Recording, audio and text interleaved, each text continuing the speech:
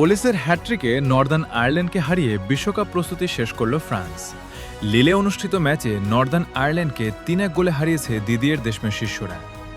ম্যাচের নায়ক ছিলেন তরুণ তারকা মাইকেল ওলিসে, যিনি একাই করেছেন হ্যাট্রিক। শুরুতে নর্দার্ন আয়ারল্যান্ডের রক্ষণভাগ ভাঙতে কিছুটা বেগ পেতে হয় ফরাসিদের, তবে প্রথমার্ধের শেষ দিকে কাঙ্ক্ষিত গোলের দেখা পায় স্বাগতিকরা।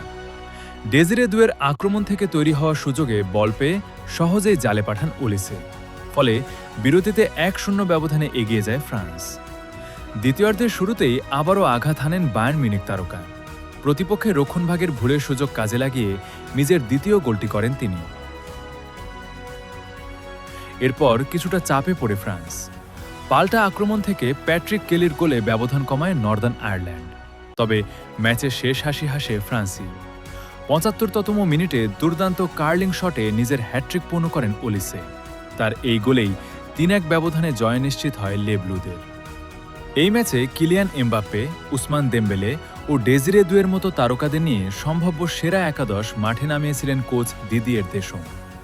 আক্রমণভাগে দল উজ্জ্বল থাকলেও রক্ষণে কিছু দুর্বলতা আবারও চোখে পড়েছে, যা বিশ্বকাপের আগে ফরাসি শিবিরের জন্য কিছুটা চিন্তার কারণ হয়ে থাকতে পারে। তবুও শেষ প্রস্তুতি ম্যাচে জয় এবং ওলিসের দুর্দান্ত ফর্ম ফ্রান্সকে বিশ্বকাপের আগে বড় আত্মবিশ্বাস যোগাবে। আগামী ১৬ জুন সেনেগালের বিপক্ষে ম্যাচ দিয়ে তাদের বিশ্বকাপ অভিযান শুরু হবে।